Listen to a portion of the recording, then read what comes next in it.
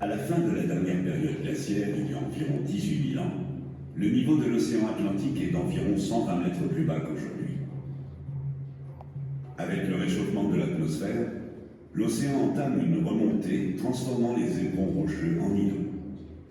Les sédiments poussés par l'eau relient entre eux les trois îlots du Croisic, de Bas et du Pouliguen.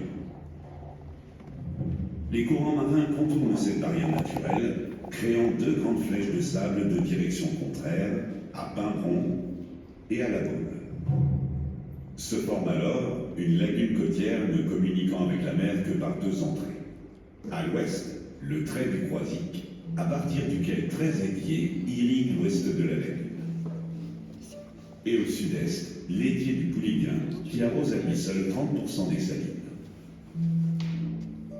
Il y a environ 2000 ans, l'océan dépose une ultime couche sédimentaire qui se transforme en argile sous l'effet de la pression et du temps.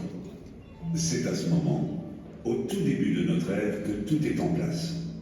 Car cette argile, en créant une couche imperméable, empêche l'eau de s'infiltrer avec ses précieux minéraux. Chauffée par le soleil, asséchée par le vent, l'eau s'évapore, laissant derrière elle le sel. Dit comme cela, ça paraît simple.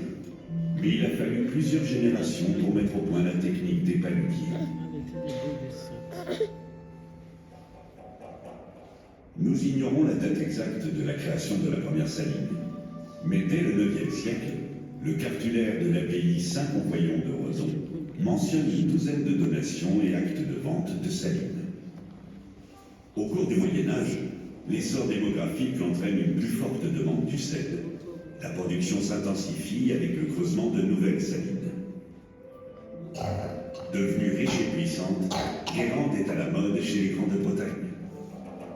Jean IV, duc de Bretagne, y signe deux traités de paix avec la France, l'un en 1365 et le second en 1381.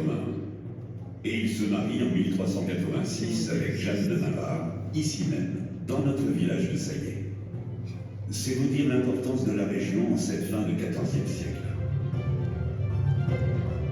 Le bassin salicole continue de s'étendre jusqu'au XVIIIe siècle.